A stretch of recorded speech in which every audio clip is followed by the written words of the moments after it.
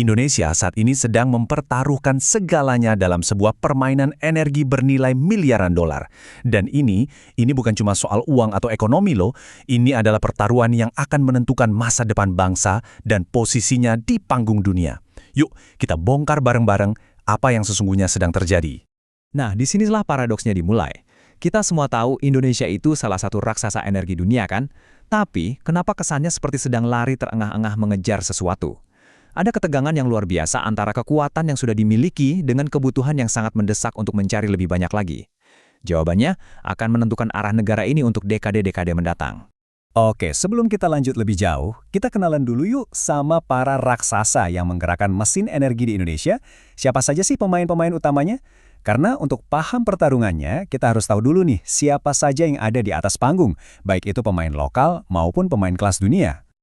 Sekarang kan di mana-mana orang lagi ngomongin energi hijau ya, tapi jangan salah, buat Indonesia ceritanya sedikit berbeda.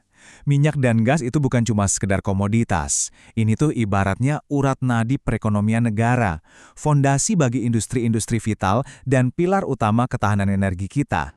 Dan inilah dia daftar pemainnya. Tentu saja perusahaan kebanggaan kita, Pertamina, lewat berbagai anak usahanya, itu mendominasi banget. Tapi coba deh lihat nama kedua, ExxonMobil. Ini pemain kelas kakap internasional. Dengan produksi yang mencapai ratusan ribu barel setiap hari, peran mereka itu bukan lagi pelengkap, tapi benar-benar krusial. Coba bayangkan ini, 25%. Seperempat dari seluruh produksi minyak di Indonesia datang dari satu perusahaan saja, ExxonMobil. Angka ini benar-benar ngasih kita gambaran betapa masif skala operasi mereka dan betapa vitalnya peran investor asing untuk menjaga dapur ekonomi Indonesia tetap ngebul. Tapi, di balik semua angka-angka yang kelihatan hebat tadi, ternyata ada masalah besar yang mengintai. Ada semacam bom waktu yang terus berdetak. Dan sekarang, Indonesia sedang berada dalam sebuah balapan melawan waktu. Sebuah balapan yang tidak boleh sampai kalah. Jadi ceritanya gini, di satu sisi pemerintah pasang target yang tinggi banget, pengen produksi 1 juta barel minyak per hari. Sangat ambisius kan? Tapi di sisi lain, kita nggak bisa lari dari kenyataan di lapangan. Ladang-ladang minyak andalan kita yang sudah beroperasi puluhan tahun di Sumatera, Jawa, dan Kalimantan itu, ya ibaratnya sudah mulai menua. Produksinya turun terus secara alami. Terus gimana dong caranya antara target yang setinggi langit dengan kenyataan produksi yang terus menurun? Menurut para ahlinya dari Asosiasi Perminyakan Indonesia atau IPA, jawabannya cuma ada satu, harus gerak cepat. Percepat eksplorasi, cari sumber-sumber minyak baru, dan kembangkan secepat mungkin. Nah, pemerintah sadar betul, untuk mencari harta karun baru ini, butuh modal yang luar biasa besar. Dan inilah respons mereka. Indonesia sekarang membuka pintu selebar-lebarnya mengundang para investor dari seluruh penjuru dunia untuk masuk. 87. Ingat angka ini. Ini bukan angka biasa. Ini adalah jumlah blok minyak dan gas baru yang akan ditawarkan Indonesia hingga tahun 2029. Ini adalah sinyal yang sangat kuat ke seluruh dunia yang intinya bilang, "Hey, kami siap berbisnis, ayo berinvestasi di sini." Strategi pemerintah ini punya 3 pilar utama. Pertama, gelar karpet merah lewat lelang masif. Kedua, yang paling penting, rombak total aturan main biar investor lebih tertarik. Dan ketiga, jangan lupakan potensi yang ada.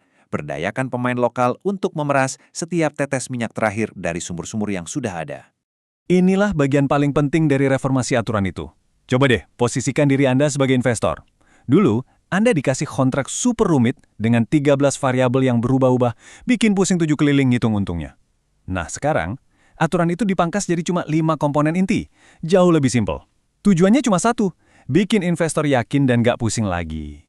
Jadi, apa intinya?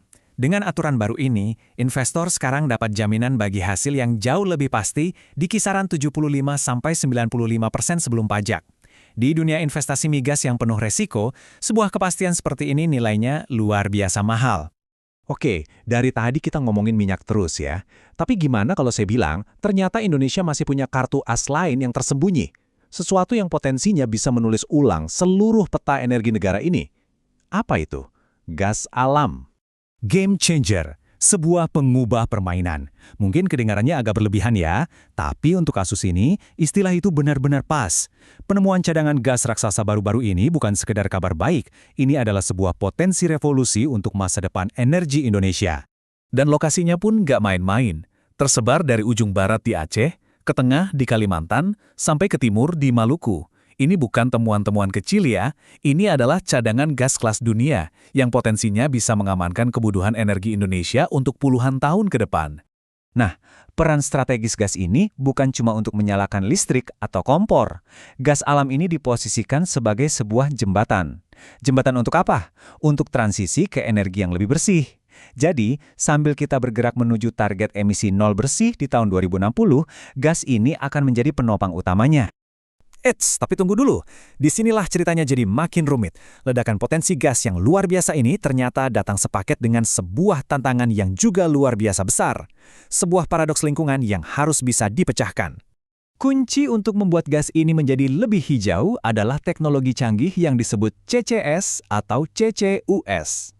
Biar gampang, bayangin aja ada vakum cleaner raksasa yang menyedot emisi karbon langsung dari sumbernya, lalu emisi itu gak dilepas ke udara, tapi disuntikkan dan disimpan dengan aman di bawah tanah. Dan disinilah letak masalah terbesarnya. Agar ledakan gas ini benar-benar bisa jadi solusi transisi yang ramah lingkungan, Indonesia butuh banget CCS. Teknologinya sih sudah ada, tapi aturan mainnya, nah itu yang masih seraut. Investor seperti dihadapkan pada sebuah labirin hukum yang membingungkan.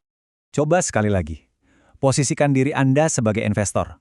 Anda mau menanamkan modal miliaran dolar, tapi belum ada undang-undang spesifik yang mengaturnya. Wewenang antar kementerian masih tumpang tindih. Dan yang paling bikin ngeri, belum jelas siapa yang akan bertanggung jawab kalau ada masalah lingkungan di masa depan. Tanpa kepastian hukum, investasi sebesar ini jadi pertaruhan yang terlalu berisiko. Dan kita tiba pada pertanyaan penutup. Pertaruhan energi Indonesia ini pada akhirnya bukan lagi cuma soal mengebor lebih banyak sumur. Ini adalah soal kemampuan menyeimbangkan dua hal yang sama-sama mendesak, mengamankan energi untuk pertumbuhan bangsanya, sambil tetap memegang komitmennya pada dunia untuk masa depan yang lebih hijau. Kecepatan mereka dalam membereskan aturan main akan menentukan segalanya.